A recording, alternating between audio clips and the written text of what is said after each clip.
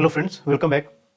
तो पॉलिटी से related current affairs इसको हम रीस्टार्ट करते हैं। इससे पहले हमने पार्ट 1 और पार्ट 2, ठीक है, यानी कि 2 पार्ट्स हम लोग देख चुके हैं। ये थर्ड पार्ट होगा। इसका लिंक आपको डिस्क्रिप्शन में मिल जाएगा, आप देख सकते हैं, ठीक है। तो चलिए स्टार्ट करते हैं पार्ट थर्ड। और इसका जो पहला करंट अफेयर्स होगा ये मिलेगा आपको चैप्टर प्रोसीडिंग से। चैप्टर प्रोसीडिंग एक्चुअली ये न्यूज़ में रहता है जब रिपब्लिक भारत की न्यूज़ चैनल है जिसके ऑनर अर्नब गोस्वामी के अगेंस्ट टीआरपी का मामला जो होता है और मुंबई पुलिस यहाँ पर इनके अगेंस्ट कुछ प्रोविजंस स्टार्ट करती है, तो चैप्टर प्रोसीडिंग उस समय न्यूज़ में रहता है। एक्चुअली चैप्टर प्रोसीडिंग होता क्या है? चैप्टर प्रोसीडिंग एक्चुअली एक ग्रुप है, ग्रुप ऑफ प्रोविजंस या रूल्स, यूं कह लीजिए कि एक चैप्टर है, ठीक है। इस चैप्टर में बहुत सारे प्रोविजंस लिखे हुए हैं। तो अगर मैं ये कहूँ इट्स लाइक कॉन्स्टिट्यूशन बुक, तो जैसे समझ लीजिए ये कॉन्स्टिट्यूशन है। अगर मैं कहूँ कि right to freedom is related to our constitution, तो एक्चुअली कॉन्स्टिट्यूशन के अंडर में एक प्रोविजन है, लेकिन मैंने उस प्रोविजन का आर्टिकल का नाम नहीं लिया, मैंने होल बुक का नाम ले लिया। तो मैं यही कहूँ कि I am proceeding a rule या I am charging a rule which is mention in chapter proceedings, यानी कि इस चैप्टर में जो भी रूल्स हैं मैं उन रूल्स के अकॉर्डिंग या उस रूल्स को मैं अप्लाई कर रहा हूं, ठीक है। तो इसको कहते हैं चैप्टर प्रोसीडिंग। मुंबई पुलिस ने ऐसा ही कहा कि we are starting chapter proceeding against Arnab Goswami, ठीक है। तो यहां पर इस वजह से चैप्टर प्रोसीडिंग रहता है। न्यूज ये आपको आ सकता है प्रीलिम्स में, वन वर्ड एसोसिएशन टाइप के होते हैं, लाइक कि रिसेंटली न्यूज में रहा चैप्टर प्रोसीडिंग का मतलब क्या है, ठीक है। तो it is an preventive action taken by police if they fear that a particular person likely to create trouble and disturb the peace in society, ठीक है, related to preventing the crime fall under a single chapter, ठीक है, जिसको collectively हम chapter proceedings के नाम से जानते हैं। Next, article 19। आपको पता होगा कि 2020 में पिछले साल जो दिल्ली का प्रोटेस्ट था शाहीन बाग वाला, और फिलहाल अभी किसान का जो मूवमेंट चल रहा है, इस वजह से आर्टिकल 19 न्यूज में रहता है। तो आर्टिकल 19(1) एंड आर्टिकल 19(1) का ए और बी। तो आर्टिकल 19(1) का ए ये रिलेटेड है freedom of speech and expression, and article 9(1) B it is related to right to assembly peacefully and without arms, ठीक है, न्यूज में रहा। देन रीजनेबल रिस्ट्रिक्शंस भी हैं, आर्टिकल 2 एंड 3 19 का ही यहां पर लिखा हुआ है कि right to freedom of speech is subject to reasonable restrictions. तो इस वजह से मूवमेंट की वजह से आपको ये थोड़ा सा आर्टिकल 19 को याद रखना है। वैसे ये स्टैटिक पार्ट है, पॉलिटी में आपने पढ़ा ही होगा। नेक्स्ट देखते हैं डिक्लेयर्ड फॉरेनर्स। ये न्यूज में रहता है सीए की वजह से, जो सिटीजनशिप अमेंडमेंट एक्ट था उसके वजह से ये न्यूज में रहता है। यहाँ पर गुवाहाटी जो हाई कोर्ट है उनका जजमेंट आता है कि हम डिक्लेयर्ड फॉरेनर किसे कहेंगे। तो हाई कोर्ट के अकॉर्डिंग डिक्लेयर्ड फॉरेनर उन लोगों को कहा जाता है जो फॉरेनर्स ट्रिब्यूनल के द्वारा ये बताए जाए कि वैसे लोग जिनके पास अपनी इंडियन सिटीजनशिप को प्रूफ करने के लिए कोई डॉक्यूमेंट नहीं है, ठीक है। तो जब आप इंडियन सिटीजनशिप को प्रूफ नहीं कर पाएंगे तो इसका मतलब आप किसी फॉरेन कंट्री से बिलोंग करते हैं। दैट्स वाई इनको डिक्लेयर्ड फॉरेनर कहा गया। लेकिन ये ध्यान रखिएगा कि अगर इनको पकड़ा जाता है तो ऐसा नहीं है कि इनको जेल में डाला जाएगा। इनके लिए कुछ माइग्रेंट कैंप्स बनाए गए हैं जहां पर इनको रखा जाता है, ओके। और इसके अलावा जो माइग्रेंट्स होते हैं उनके राइट्स की भी बात होती है अंडर यूएन चार्टर, तो उनको कुछ अधिकार भी दिए जाते हैं। Next, RTI act 2005। अगेन ये न्यूज में रहता है क्योंकि आपको पता है कि सीआईसी के अपॉइंटमेंट से रिलेटेड, जो सीआईसी है सेंट्रल इंफॉर्मेशन कमीशन, इनके अपॉइंटमेंट से रिलेटेड कुछ रूल्स जो होते हैं वो चेंज किए जाते हैं, ठीक है। तो इस वजह से ये न्यूज में रहता है। तो अब आरटीआई एक्ट होता क्या है? अब इसमें आपको पता है कि आप आरटीआई एक्ट के तहत जो पब्लिक इंस्टीट्यूशंस होते हैं, मिनिस्ट्री या डिपार्टमेंट होते हैं, आप वहां से इंफॉर्मेशन लेते हैं। तो जब आप इंफॉर्मेशन के लिए अप्लाई करते हैं तो क्या क्या कंडीशंस होती हैं वो हम जरा देखते हैं। तो जब आप अप्लाई करते हैं एप्लीकेशन के लिए तो आपको इसका रीजन देना जरूरी नहीं है कि why I am seeking this information, ठीक है। तो रीजन की कोई जरूरत नहीं है। और यहां पर ये समझा जाता है प्रोएक्टिवली कि जो पब्लिक अथॉरिटी है वो इंफॉर्मेशन क्या करेंगे, डिस्क्लोज करेंगे अपने आप ऑन देयर सोशल मीडिया और वेबसाइट्स, ठीक है, ताकि लोग उसको एक्सेस कर पाए। अगर कुछ इंफॉर्मेशन नहीं है तो उसको आरटीआई के थ्रू ले सकते हैं। तो टाइम लिमिट की बात क्या है? जब अप्लाई करते हैं तो 30 दिन के अंदर आपको इंफॉर्मेशन प्रोवाइड किया जाएगा। लेकिन अगर इंफॉर्मेशन काफी अहम हो, लाइक अगर वो इंफॉर्मेशन किसी पर्सन के लाइफ ऑफ लिबर्टी से जुड़ा हो, तो विद इन 40 आवर्स उस इंफॉर्मेशन को प्रोवाइड किया जाएगा। और इस इंफॉर्मेशन को प्रोवाइड करने वाले कौन होंगे? Public information officer. ये फर्स्ट लेवल ऑफिसर होंगे जो सबसे पहले आपसे डील करते हैं इंफॉर्मेशन प्रोवाइड करने को। अगर यहां से आपको इंफॉर्मेशन नहीं मिलता है तो फिर आपको अपील करना होगा, और अपील आप कहां पर करेंगे? जो पहला अपीलेट अथॉरिटी होगा जहां पर आपको अपील करना है वो है सेंट्रल पब्लिक इंफॉर्मेशन ऑफिसर। और अगर यहां पर भी आपके प्रॉब्लम को सॉल्व नहीं किया जाता है तो आपकी फाइनल अपीलेट अथॉरिटी जो होगी वो अपने आप सीआईसी होगी, यानी कि सेंट्रल इंफॉर्मेशन कमीशन होगा। ठीक है, तो ये कुछ फैक्ट्स हैं आरटीआई एक्ट के अंदर। जब आप आरटीआई दायर करते हैं तो उसके अंदर आप क्या क्या प्रोविजंस है वो आपको पता चलेगा। नेक्स्ट देखते हैं foreign contribution regulation amendment act 2020। ये मेनली किया जाता है जो एनजीओज होते हैं जो डोनेशन लेते हैं फॉरेन कंट्री से या फॉरेन इंडिविजुअल्स से, तो उनको रेगुलेट करने के लिए यहां पर ये इस एक्ट में अमेंडमेंट किया जाता है। आपको ये भी न्यूज में आपने देखा होगा, बहुत सारे एनजीओज के लाइसेंस भी कैंसिल कर दिए गए हैं और उनको रेगुलेट करने के लिए कुछ प्रोविजंस भी यहाँ पर चेंज किए गए हैं। तो जो प्रोविजंस चेंज हुए उनमें पहला, provision of transfer of fund from one NGO to another, यानी कि एक एनजीओ के पास पैसा आया तो वो दूसरे एनजीओ में ट्रांसफर नहीं कर सकता। साथ ही साथ जो आपके पास पैसा आया है डोनेशन में, पहले ये था कि आप मैक्सिमम 50% तक आप एडमिनिस्ट्रेटिव यूज कर सकते हैं, यानी कि जो भी आपके एडमिनिस्ट्रेटिव खर्चे हैं, ऑफिस बनाया आपने, उसका किराया देना है, आप सैलरी देनी है, इलेक्ट्रिसिटी बिल देने हैं, तो बाकी ये सब खर्चे जो होते हैं एडमिनिस्ट्रेटिव एक्सपेंसेस होते हैं, तो फंड का मैक्सिमम 50% आप खर्च कर सकते थे पहले, लेकिन अब इसको घटा के 20% कर दिया गया है। अब इन एडमिनिस्ट्रेटिव एक्सपेंसेस पे आप अधिक से अधिक 20% ही खर्च कर सकते हैं। ओके, अगर आप इंडियन हैं तो आपको आधार कार्ड देना होगा रजिस्ट्रेशन कराने के लिए। अगर आप फॉरेनर हैं तो फिर आपको अपने पासपोर्ट की एक कॉपी देनी होगी। अगर आप ओसीआई कार्ड होल्डर हैं तो फिर ओसीआई कार्ड जो होता है उसकी कॉपी आपको देनी होगी। ठीक है, साथ ही साथ अब ये जो फंड आएगा फॉरेन से या फिर कहीं से भी डोनेशन आपको जब मिलेगा, तो ऐसा नहीं है कि कोई भी इंडिविजुअल कि मेरा ये करंट अकाउंट है और सेविंग अकाउंट है इसमें पैसा दे दीजिए, ऐसा नहीं होगा। यहां पर एक अकाउंट होगा जिसको स्पेसिफिक तरीके से एफसीआरए अकाउंट कहा जाएगा, और ये खोला जाएगा कहां पर? स्टेट बैंक ऑफ इंडिया नई दिल्ली में जो ब्रांच होंगे वहां पर खोला जाएगा, और स्टेट बैंक ऑफ इंडिया ये अथोराइज करेगी और कहेगी कि दिस इज एफसीआरए अकाउंट, और सिर्फ उसी अकाउंट में आप डोनेशन ले सकते हैं। ऐसा नहीं कि किसी का भी सेविंग और करंट अकाउंट हुआ तो आप उसमें डोनेशन मंगा लें। ठीक है, और एक नया रूल नंबर 9 इसमें इंसर्ट किया गया, किस लिए? डीलिंग विद ऑब्टेनिंग रजिस्ट्रेशन और पीरियड परमिशंस। अगर आपको डोनेशंस लेने हैं तो आपको रजिस्ट्रेशन कराना पड़ेगा या फिर आपको पहले से परमिशन लेना पड़ेगा। ठीक है, तो रजिस्ट्रेशन की बात है कि इंडियन है तो आपको आधार कार्ड देना है, अगर आप फॉरेनर है तो पासपोर्ट की कॉपी, या उसे ही कार्ड होल्डर है तो फिर आप कार्ड का आपको कॉपी देनी पड़ेगी। नेक्स्ट देखते हैं minerals other than atomic and hydrocarbon energy minerals concession amendment rules 2021। ठीक है, तो इसमें अमेंडमेंट किया जाता है कौन सा रूल ओरिजिनली है minerals concession rule 2016 bye ministry of mines. इसमें अमेंडमेंट किए जाते हैं। तो ये अमेंडमेंट क्या था? तो इसमें यह कहा गया है कि आपको पता है कि जो मिनरल ब्लॉक्स होते हैं उनकी ऑक्शन होती है, तो जब ऑक्शन होता है तो वो अलोकेट किए जाते हैं डिफरेंट कंपनीज को। तो मान लीजिए किसी कंपनी को कोई ब्लॉक अलोकेट किया गया वहां पर प्रोडक्शन करने के लिए, लेकिन उस कंपनी ने अलोकेशन के बाद अगर 7 से 8 महीने तक कुछ प्रोडक्शन किया ही नहीं, या फिर जो एमसीआर रूल के तहत ये बताया गया है कि आपको मिनिमम एक डिस्पैच क्वांटिटी रखनी है, डिस्पैच क्वांटिटी का मतलब मिनिमम आपको इतना प्रोडक्शन करना ही है, तो दोनों में से कोई भी अगर क्राइटेरिया फुलफिल नहीं करते, या तो आप मिनिमम प्रोडक्शन नहीं करते या फिर 7 से 8 महीने तक आप कोई प्रोडक्शन ही नहीं करते, तो इन दोनों केसेस में क्या होगा कि आपका जो लाइसेंस होगा वो रद्द कर दिया जाएगा, कैंसिल कर दिया जाएगा। ठीक है, तो यही एक नया प्रोविजन ऐड किया गया है अमेंडमेंट करके इस मिनरल्स कंसेशन रूल्स 2021 में।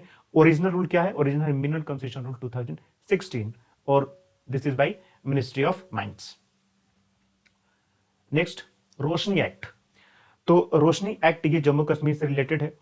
मेनली ये रोशनी एक्ट जो आया था ये हाइड्रो इलेक्ट्रिक पावर प्रोजेक्ट्स को फंडिंग करने के लिए आया था।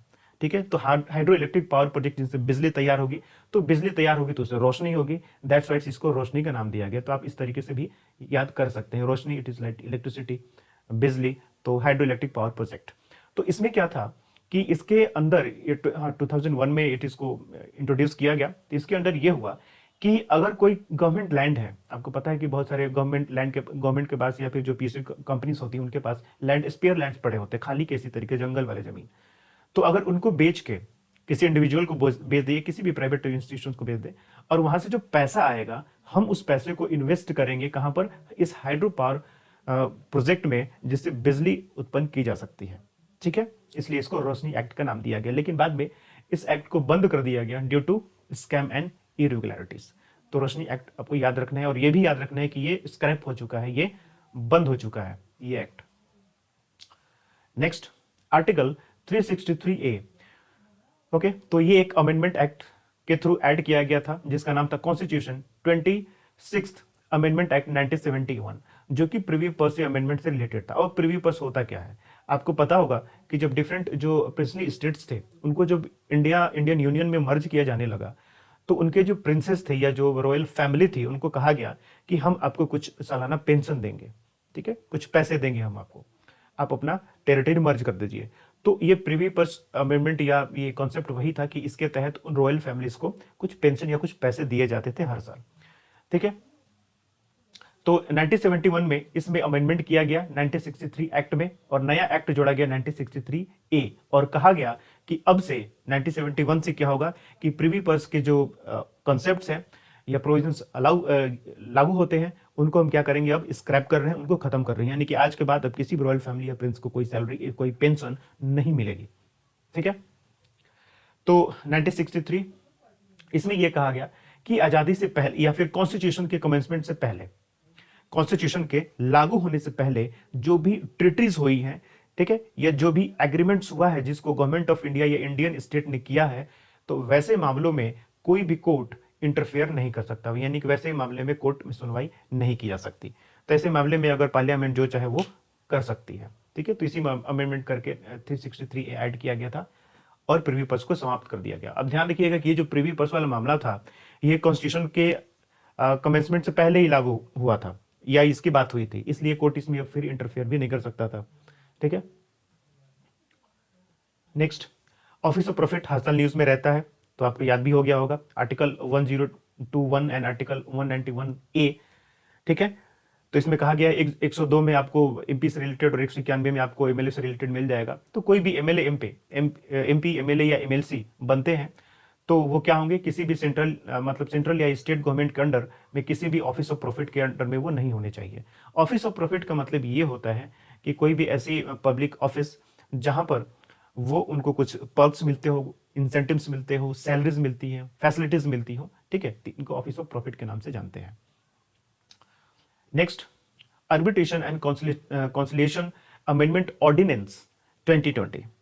अब इससे क्या किया गया कि यहां पर does away with the 8th schedule of act that contains the necessary qualification of accreditation of arbitrators।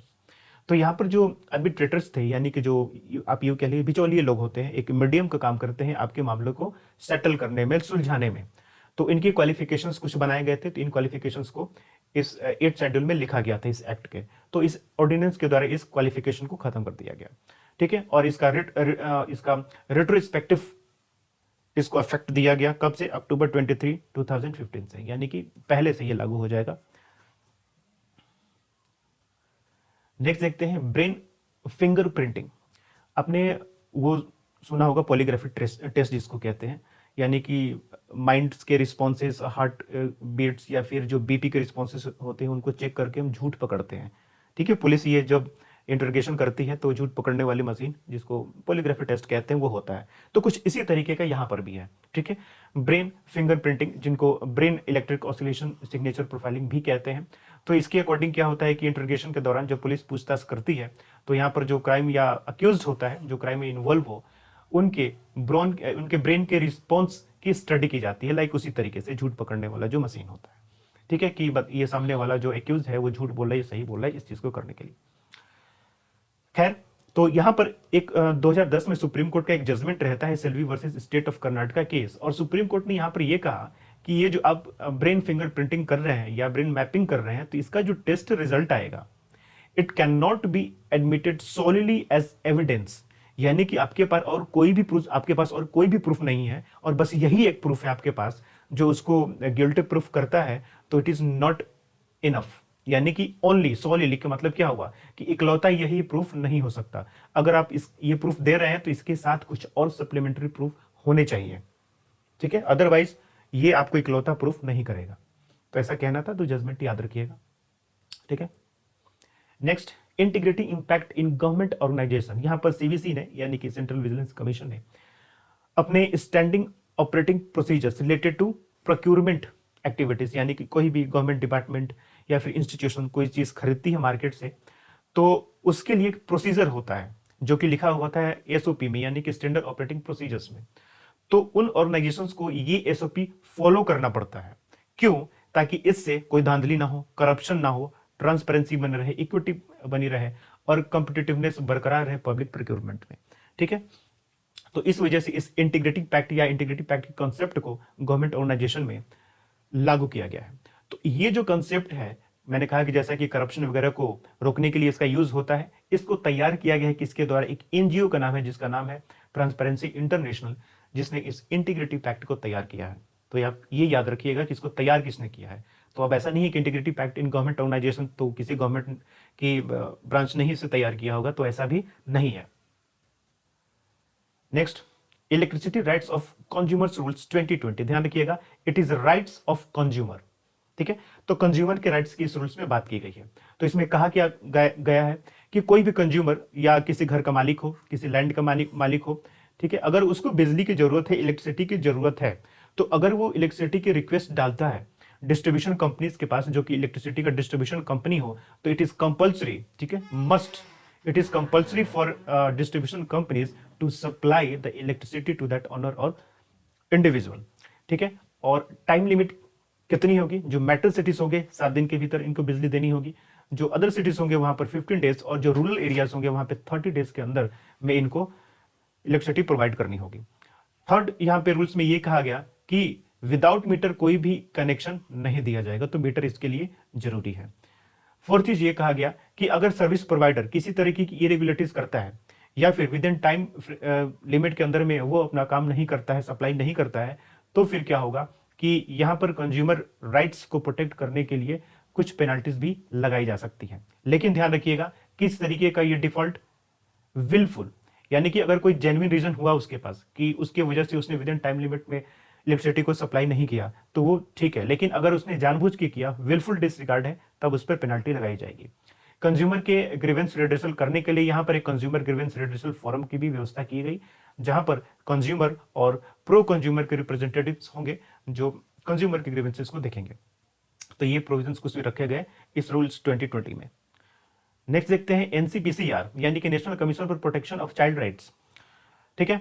तो जैसा कि नाम ही है प्रोटेक्शन ऑफ चाइल्ड राइट्स, तो चाइल्ड राइट्स से रिलेटेड कोई भी मामला हो तो उनके प्रोटेक्शन के लिए ये काम करते हैं। Upholding, monitoring and facilitating child rights in the country, ये एक आपको जनरल टर्म हो गया, तो याद ही रहेगा। नेक्स्ट सबसे इंपॉर्टेंट चीज है कि इस बॉडी को बनाया गया है commission for protection of child rights act 2005, और जब किसी एक्ट के तहत कोई भी बॉडी बनाई जाती है तो वो एक स्टैट्यूटरी बॉडी होती है, ठीक है। तो यहां पर दो चीजें काफी ये इंपॉर्टेंट है। किस मिनिस्ट्री के अंडर में आता है? तो ministry of women and child development के अंडर में आता है। चाइल्ड से रिलेटेड सभी मामले देखता है, चाहे ये पॉक्सो एक्ट 2012 से रिलेटेड मामले हो, यानी कि सेक्सुअल ऑफेंसेस से रिलेटेड मामले हो, या फिर राइट टू एजुकेशन एक्ट 2009 के अंडर में जो बच्चे होते हैं जिनको free and compulsory primary education provide किया जाता है, तो इस प्रोविजंस को भी चेक करने का काम यह कमीशन करता है, ठीक है। तो मेनली दिस आर फैक्ट्स जहां से प्रीलिम्स में सीधे के सीधे स्टेटमेंट्स आ सकते हैं। Next, prevention of cruelty to animals, care and maintenance of case property animals rule 2017। तो अगेन ये जो रूल फ्रेम किया गया है under prevention of cruelty to animal act 1960। अब देखिए, तो अब इस रूल्स में कहा क्या गया? इस रूल में यह कहा गया कि वैसे मामला रहा क्यों न्यूज में, सुप्रीम कोर्ट का एक ऑर्डर था, अब ये ऑर्डर क्यों आया? ये देखिए, यहां पर क्या है कि जो भी गौशालास वगैरह होती है, यहाँ पे जहां पर लाइव स्टॉक्स रखे जाते हैं, जब किसी पब्लिक अथॉरिटी को ये शक होता है कि इन गौशालास में या फिर जहां पर ये लाइव स्टॉक रखे जाते हैं, यहाँ पर अगर इनके साथ अच्छा बिहेवियर नहीं हो रहा है या फिर क्रियल बिहेवियर हो रहा है इनके लिए, तो शक की बुनियाद पर क्या होता है कि इन लाइव स्टॉक को सीज कर लिया जाता है, कॉन्फिस्केट कर लिया जाता है, ठीक है, बिना किसी प्रूफ के, यानी कि गिल्टी अभी यहां पर प्रूफ नहीं की जाती है, लेकिन तो बिना किसी प्रूफ के इनको सीज कर लिया जाता है। अब आपको पता है कि जो गौशालास वगैरह होती हैं किसी की लाइवलीहुड होती है, ये इनके बेसिस पर उनका घर चलता है। तो अगर आपने उनको बिना गिल्ट प्रूफ किए ही आप सीज कर लेते हैं लाइव स्टॉक को, तो उनका लाइवलीहुड जो होता है वो कॉम्प्रोमाइज हो जाता है। तो यहाँ सुप्रीम कोर्ट का कहना यह है कि सेंटर से उसने ये कहा कि ये जो रूल है जहां पर आप बिना प्रूफ किए हुए ही आप लाइफ स्टॉक को कन्फिस्टिकेट कर लेते हैं, सीज कर लेते हैं, इस प्रोविजन को इस रूल से एलिमिनेट कीजिए, हटा दीजिए। ठीक है, तो इस वजह से ये मामला आपको न्यूज में रहता है। नेक्स्ट देखते हैं लद्दाख कमेटी। तो Ladakh committee mainly to protect the language, culture, land of union territory of Ladakh by participation of citizen in development works. इनमें कौन कौन लोग होंगे? Headed by minister of state of home affairs. Okay, तो होम अफेयर्स जो government of India के, and also include representatives from Ladakh, Ladakh autonomous hill development council, central government and Ladakh administration से भी इसमें रिप्रेजेंटेटिव्स रहेंगे। तो यहाँ पर मेनली क्वेश्चन यही आ सकता है कि इनका काम क्या है। तो mainly to protect language, culture and all this things. Representation कहाँ कहाँ से यहाँ पे आता है, कौन हेड करता है, तो जनरली यहीं से क्वेश्चन आएगा, यहाँ से पूछा जाता है। तो next, river Yamuna monitoring committee. Again river Yamuna monitoring committee यानी कि यमुना के मॉनिटर करने के लिए, पॉल्यूशन से उनकी क्वालिटी ऑफ वाटर को मॉनिटर करने के लिए कमेटी बनाई जाती है। इसको लीड करती है former Delhi chief secretary Shailaja Chandra. ठीक है, तो नाम याद रखने की कोई जरूरत नहीं है कि कौन है इसका चीफ, जनरली ये नहीं पूछा जाता है, क्योंकि ये ऐसे फैक्ट्स होते हैं कि मान लीजिए एग्जाम से पहले या एग्जाम के दिन, एग्जाम से 2 दिन पहले अगर ये चीफ चेंज हो गए तो फिर यूपीएससी का जो आंसर किया होगा वो खराब हो जाएगा। तो इसलिए जनरली वो चीफ के बारे में नहीं पूछते कि कौन चीफ है। इसमें से मेनली इंपॉर्टेंट क्वेश्चंस ये आ सकते हैं कि अब यमुना पर कमेटी है तो यमुना से रिलेटेड आपको कुछ फैक्ट्स पूछे जा सकते हैं कि यमुना कहाँ से निकलती है, किन किन स्टेट से होकर पास करती है, इसकी ट्रिब्यूटरीज कौन कौन सी है। तो एक स्टैटिक पार्ट हो जाता है आपको ज्योग्राफी का, जो आपने ज्योग्राफी में पढ़ा होगा। ठीक है, तो वो आपको पता होना चाहिए। नेक्स्ट देखते हैं national crisis management committee. Again नाम नेशनल क्राइसिस मैनेजमेंट। तो इसका काम क्या है कि नेचुरल क्लाइमेटिस के समय पर जो भी क्राइसिस होती है तो रिलीफ मेजर्स को इंप्लीमेंट करने का काम ये करती है। चेयरमैन कौन होते हैं? Cabinet secretary. ये याद रखना है क्योंकि ये नाम नहीं है, ये पोजीशन का नाम है, जो पोस्ट होती है। तो हेड करते हैं कैबिनेट सेक्रेटरी, जो कि क्राइसिस मैनेजमेंट ग्रुप को यहाँ पे एडवाइस देने का ये काम करते हैं। Next committee Prasanna Kumar Mohanty committee. इसको हम इकोनॉमी वाले सेक्शन में भी हमने पढ़ा है कि ये आरबीआई की एक इंटरनल कमेटी है जो आरबीआई के द्वारा बनाई जाती है, mainly to review the ownership and the structure of private sector banks. तो कमेटी का नाम आपको याद रखना है, किसके अंडर में? प्रसन्ना कुमार मोहंती, ये आरबीआई एग्जीक्यूटिव डायरेक्टर है। नेक्स्ट कमेटी एक शशि शेखर वेम्पति कमेटी। ये बनाई जाती है ministry of information and broadcasting by two review the guidelines on television rating agency. Again Republic Bharat वाला इशू, टीआरपी को लेके, तो यहां पर बनाया जाता है। Next national productivity council. अब ये जो काउंसिल है काम करता है department of promotion of industry and internal trade under ministry of commerce and industry. ठीक है, तो it has been granted accreditation by national accreditation board of certification body quality council of India and valid for 3 years। ठीक है, यानी कि इसको accreditation मिलते हैं, इट्स लाइक क्वालिटी सर्टिफिकेट की तरह होता है कि आप जो प्रोडक्ट बना रहे हैं या आपकी जो सर्विस है वो उस क्वालिटी की है, तो ये सर्टिफिकेट प्रोवाइड करने का काम करते हैं। तो ये 3 साल के लिए वैलिड होता है। ठीक है, तो एनपीसी जो होता है मेनली इंस्पेक्शन या ऑडिट करता है for different statutory bodies like warehouse department हो गया, डेवलपमेंट एंड रेगुलेटरी अथॉरिटी हो गया, FSSAI हो गया।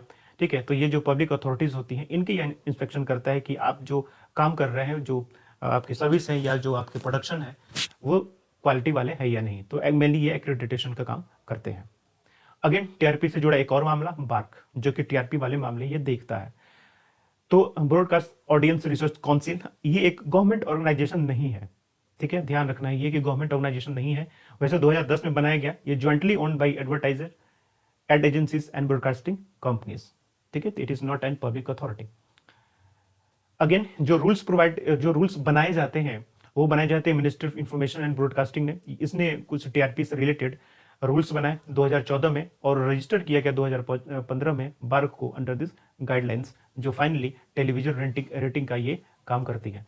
तो बार क्या करती है कि कुछ इनके लाइक सेट टॉप बॉक्स जैसे मशीन होते हैं जो डिफरेंट हाउस होल्ड्स के यहाँ ये रखती है, और ये चेक करने का काम किया जाता है कि ये पर्टिकुलर टाइम में कौन से चैनल यानी कि वीडियो ऑडियो दोनों रिकॉर्ड होते हैं, वहाँ पे ये चेक किया जाता है। तो कौन से हाउस होल्ड किस चैनल को कितने टाइम तक देखता है, तो इस अकॉर्डिंग ये टीआरपी तैयार करने का या फिर उनको रेटिंग देने का काम करते हैं।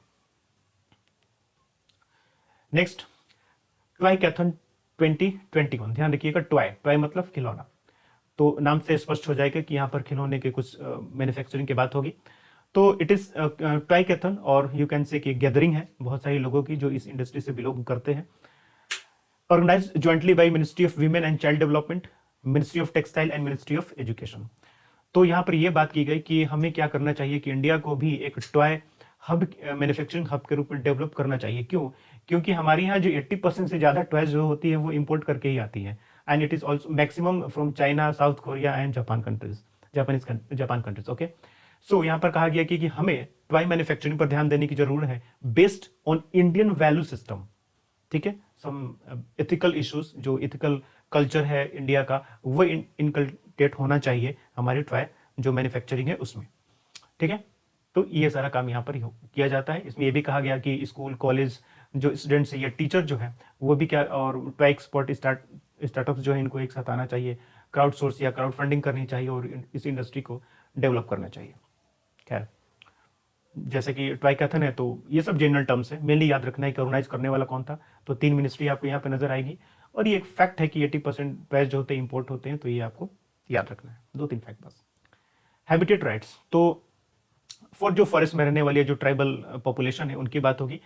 तो हैबिटेट राइट्स जनरली जो FRA एक्ट 2006 यानी कि फॉरेस्ट राइट्स एक्ट 2006 के अंडर में हैबिटेट राइट्स प्रोवाइड किए जाते हैं किसको, पीवीटीज को, यानी कि पार्टिकुलर वल्नरेबल ट्राइबल ग्रुप। ये वैसे ग्रुप होते हैं जो लगभग इनकी जनसंख्या पॉपुलेशन काफी कम हो गई है, इनका कल्चर या नंबर जो एक्सटेंशन के कगार पे पहुंच गया है, तो ये वैसे ट्राइब्स होते हैं। अब लेकिन इस एक्ट में ये नहीं बताया गया कि जो हैबिटेट राइट्स होगा वो कैसा होगा। ठीक है, उसका नेचर के बारे में यहाँ कुछ नहीं कहा गया, लेकिन ऐसा हम कह सकते हैं कि हैबिटेट राइट्स जो होगा वो इंक्लूड करता है द स्पिरिचुअल कनेक्शन और belongings that a community feels with landscape. अब जैसे जंगलों में रहने वाले जो लोग होते हैं, जंगलों के साथ उनका एक इमोशनल अटैचमेंट होता है, वो फॉरेस्ट को अलग अलग गॉडेस या गॉड के नाम पे उनका वर्शिप भी करते हैं। ठीक है, तो अगर हम मान लीजिए कि इनको हटा के कहीं दूसरी जगह रख दें, इनको रिहेबिलिटेट के नाम पे अलग लैंड एलोकेट कर ले, तो वो इमोशनल अटैचमेंट जो होता है वो नहीं रहता। ठीक है, तो यहाँ पर इसकी बात कही गई है कि ये जो इमोशनल या स्पिरिचुअल कनेक्शन है वो बरकरार रहे। 3 के राइट्स की कुछ यहाँ पे हैबिटेट राइट्स की बात की गई। Next, single convention on narcotic drugs 1960। तो जैसे कि नारकोटिक नाम ही है, ये अगेन मामला रहता है 2020 जो मुंबई वाला इशू था, सुशांत सिंह राजपूत का केस और all dramas of narcotics things. Okay, तो उस समय न्यूज में रहता है। तो यहाँ पे एक बात आ जाती है इंटरनेशनल कन्वेंशन की। ये एक इंटरनेशनल कन्वेंशन है, ट्रिटी है, जिसमें से कहा गया कि कोई भी ड्रग, ठीक है, ड्रग या ड्रग्स जिसका इफेक्ट सिमिलर इफेक्ट होता है लाइक नारकोटिक्स, ठीक है, तो उसको यहाँ पर बैन किया जाता है, उनके प्रोडक्शन को। ठीक है, prohibit production and supply of such drugs. लेकिन एग्जेप्शंस है यहाँ पे। एग्जेप्शंस क्या है कि अगर इनका कोई मेडिकल ट्रीटमेंट भी यूज हो रहा है या रिसर्च के लिए अगर यूज करना है तो वो किया जा सकता है, बट इन जनरल इनका प्रोडक्शन और सप्लाई क्या होगा, प्रोहिबिट रहेगा। यहाँ पर 3 आपको इंस्टीट्यूशंस की बात आएगी। जैसे एक हो गया United commission on narcotic drugs and WHO। ये 2 ऑर्गेनाइजेशंस जो हैं, ये इस कन्वेंशन में कौन सी ड्रग को ऐड करना है, किसको रिमूव करना है, किसको ट्रांसफर के लिए लाइसेंस देना है, यानी कि ड्रग्स का ट्रांसफर हो सकता है, ये सारा डिसाइड करने का काम WHO और UN commission on narcotic drugs करते हैं। इसके अलावा एक और इंस्टीट्यूशन है international narcotics control bureau. Mainly ये एडमिनिस्ट्रेटिव काम करता है। ठीक है, अब एडमिनिस्ट्रेटिव काम करने का मतलब कि किस ड्रग का कितना प्रोडक्शन हो रहा है, इंटरनेशनल ट्रेड किस तरीके से हो रहा है, ठीक है, डिस्पेंशन ये जो रूल्स हैं उनका किस तरीके से हो रहा है, इंप्लीमेंट हो रहा है नहीं, ये सारा काम करने का ये है, इनका ये कंट्रोल बोर्ड का काम है। ठीक है, इसके अलावा एक और institution United nation office on drugs and crime, ये डे टू डे का काम करते हैं। इनका देखने का काम है कि कौन सी कंट्री इन प्रोविजंस को इंप्लीमेंट करती है या नहीं।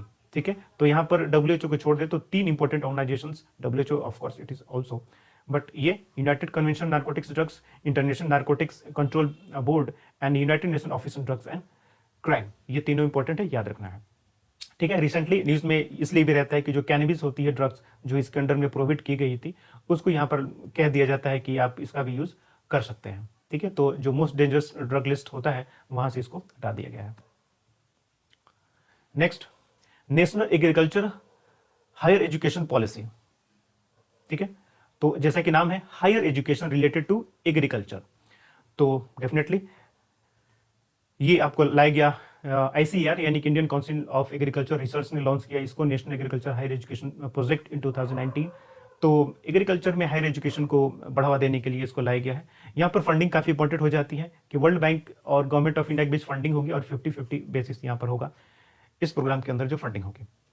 नेक्स्ट, इन्फ्लेशन टारगेटिंग, ये पुराना न्यूज़ है लेकिन हमेशा न्यूज़ में रहता है जब मॉनेटरी पॉलिसी कमेटी की बैठक होती है जो आरबीआई के अंडर में काम करती है। ठीक है, तो आपको याद होगा कि 2015 में आरबीआई और सेंट्रल गवर्नमेंट के अंदर में एक एग्रीमेंट होता है जिसको हम inflation marketing inflation targeting framework के नाम से जानते हैं।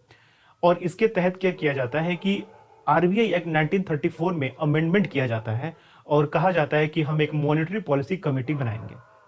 ठीक, अब ये मॉनेटरी पॉलिसी कमेटी करेगी क्या? इसको ये काम दिया गया कि आपको इन्फ्लेशन को टारगेट करना है, इन्फ्लेशन को कंट्रोल करना है। कितना? 4% and plus minus with spread of 2%, यानी कि मिनिमम 2% और मैक्सिमम 6% के बीच में आपको रखना है और हर 5 साल पर रिव्यू करना है कि हमने जो टारगेट रखा हुआ है ये सही है या नहीं।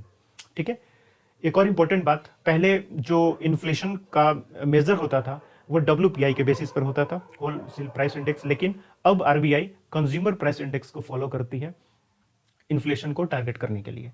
ठीक है, तो ये आपको याद रखना है। वैसे ही इकोनॉमी में भी आपको पढ़ने को मिलेगा।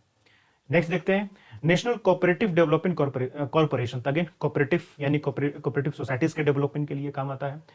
तो एनसीडीसी को एक्ट ऑफ पार्लियामेंट इन 1963 में इसको एस्टैब्लिश किया गया। तो अगेन एक्ट के तहत जब किसी बॉडी को बनाई जाती है तो इट इज स्टैट्यूटरी बॉडी। याद रखना है, function under ministry of agriculture and farmer welfare.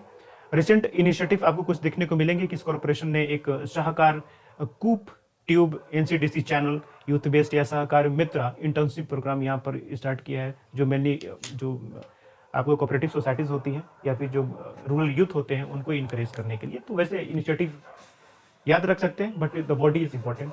ठीक है, next, Indian green building council, again green building council, इनका काम सिंपल सा है कि जो ग्रीन बिल्डिंग्स होती हैं, ठीक है, उनको ये सर्टिफिकेशन प्रोवाइड करती है। ठीक है, and also provide some services like green building training and programmes. It is part of confederation of Indian industry formed in 2021। ये एक गवर्नमेंट बॉडी नहीं है।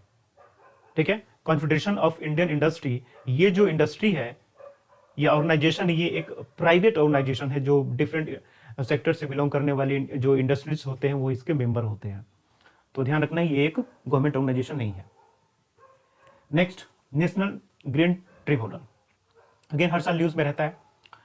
इसको बनाया गया नेशनल ग्रीन ट्रिब्यूनल एक्ट 2010, यानी कि ये भी एक स्टैट्यूटरी बॉडी है और चूंकि ये जुडिशरी से रिलेटेड ट्रिब्यूनल है तो इसका मतलब ये एक क्वैसी जुडिशियल बॉडी भी होती है। ये अपने प्रोसीजर्स को फॉलो करते हैं, यानी कि जो प्रोसीजर्स आपको कोड ऑफ सिविल प्रोसीजर के अंडर में आते हैं या फिर इंडियन एविडेंस एक्ट के अंडर में आते हैं उनके अकॉर्डिंग इनकी यहाँ प्रोसीजर नहीं होता। ये अपना प्रिंसिपल या प्रोसीजर को ये फॉलो करते हैं।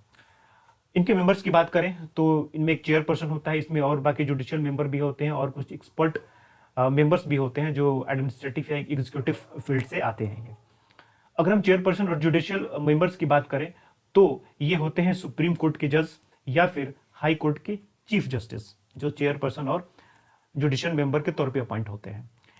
नेक्स्ट इंपॉर्टेंट कि इनका रीअपॉइंटमेंट नहीं हो सकता। ठीक है, जैसे मैंने कहा कि ये अपने प्रोसीजर को फॉलो करते हैं। ठीक है, कि इनके अंदर में ट्रिब्यूनल कलर में किस तरीके से केस की सुनवाई की जाएगी ये सारा ये तय करते हैं। ठीक, अगर आपको नेशनल ग्रीन ट्रिब्यूनल के अगेंस्ट जाना है, अपील करना है, तो आपको अपील कहां पर करना होगा? तो आप अपील कर सकते हैं सीधा कहां पर? सुप्रीम कोर्ट में, और यूजुअली विद इन 90 डेज, यानी कि यहां से डिसीजन मिलने के बाद 90 दिन के भीतर आपको सुप्रीम कोर्ट में अपील करना पड़ेगा। और इसके जो डिसीजन होते हैं वो इक्विवेलेंट होते हैं सिविल कोर्ट डिसीजन के जो होते हैं वो। ठीक है, नेक्स्ट कि अगर इनके पास कोई केस आता है तो इनको 6 महीने के अंदर उस केस को सुलझाना होगा। ठीक है, उसको डिस्पोज करना होगा। एक सबसे इंपॉर्टेंट प्रोविजन जो इसके अंदर में नहीं होता है वो ये है वाइल्ड लाइफ प्रोटेक्शन एक्ट। तो वाइल्ड लाइफ प्रोटेक्शन एक्ट के तहत जो प्रोविजंस होते हैं वो एनजीटी के जुडिक्शन में नहीं आते। यानी कि अगर आप कोई case wild life protection act के अंडर प्रोवाइड किए गए प्रोविजंस के अगेंस्ट लेके जाते हैं कि इसके अंडर में, इस एक्ट के अंडर में ये लिखा हुआ है, ये चीज फॉलो नहीं हो रही है, that's why we are here in NGT, तो एनजीटी कहेगा कि ये हमारे जुडिक्शन में आता ही नहीं है वाइल्ड लाइफ प्रोटेक्शन एक्ट, तो इसलिए उन प्रोविजंस को अगर कहीं फॉलो नहीं किया जा सकता है तो हम ऑर्डर नहीं दे सकते हैं। चलिए next, national internet exchange of India, ठीक है। It is a not for profit organisation under section 8, ये सेक्शन 8 याद करना जरूरी नहीं है, कंपनीज एक्ट 2013 के अंडर में इनको रखा गया है, जो 2003 में इनको बनाया गया था, ठीक है। नाउ इसका काम क्या है, जो आईएसपीज होते हैं, इंटरनेट सर्विस प्रोवाइडर्स होते हैं, जो इंटरनेट की सर्विस प्रोवाइड करते हैं, उनकी पेयरिंग करना, ठीक है, यानी कि राउटिंग करना और उनको एक दूसरे से कनेक्ट करने का काम national internet exchange of India करता है, ताकि जो डोमेस्टिक ट्रैफिक है उसे विद इन कंट्री ही रखा जा सके। अब इससे पहले क्या होता था कि जो डोमेस्टिक ट्रैफिक भी होती थी वो भी यूएसए और यूरोपियन कंट्रीज के से घूम के आती थी, उसकी राउटिंग वहां से की जाती थी। तो अब यहाँ पर ऐसा नहीं है कि अगर यहाँ पर अब सीधा ये है कि डोमेस्टिक ट्रैफिक है, आप कहीं से घूम के नहीं आएगा, सीधा सीधा विद इन इंडिया में रहेगा, ठीक है। इसके अलावा ये फ्री इंटरनेशनल डोमेन नेम भी प्रोवाइड करते हैं इन 22 इंडियन ऑफिशियल लैंग्वेज में, along with every IN domain होता है ना, .in, तो IN डोमेन जो होता है ये कंट्री स्पेसिफिक डोमेन होता है। नेक्स्ट, एफस्पा यानी कि arm forces special powers act, ये एक्ट वहां पर लगाया जाता है जो डिस्टर्ब्ड एरिया हो। अब ये डिस्टर्ब किसी भी वजह से हो सकता है कोई रिलीजियस टेंशन हो, रेशियल टेंशन हो, लैंग्वेज को लेके कुछ ग्रुप्स में वहां पर इशू चल रहा हो, कास्ट या रीजनल कुछ डिस्प्यूट्स हो, किसी वजह से अगर वहां पर डिस्प्यूट होता है तो वहां पर ये लगाया जाता है। तो अब यहाँ पर ये जो एक्ट है ये लगाने का काम करता कौन है, सेंट्रल गवर्नमेंट या फिर स्टेट के गवर्नर या फिर किसी यूनियन टेरिटरी के एडमिनिस्ट्रेटर या फिर जो आपके लेफ्टिनेंट गवर्नर होते हैं वो लगाने का काम करते हैं। तो ध्यान रखिएगा किसी स्टेट के चीफ मिनिस्टर वगैरह नहीं लगाते, ये काफी इंपॉर्टेंट है कि कौन इसको लगाता है, ठीक है। तो चलिए इस तरीके से पार्ट 3 हमने कंप्लीट कर लिया, और इसके बाद अभी पॉलिटी के रिलेटेड और 2 और पार्ट आएंगे, यानी कि टोटल 5 पार्ट हो जाएंगे, और 5 पार्ट तक पॉलिटी से रिलेटेड जो भी करंट अफेयर्स जनवरी 2021 तक का है वो कंप्लीट हो जाएगा, और इसे हम हेल्थ वाले करंट अफेयर्स 2021 तक कंप्लीट कर चुके हैं, ठीक है। तो चलिए नेक्स्ट मिलते हैं 4th पार्ट में पॉलिटी के ही, तब तक के लिए thank you, best of luck.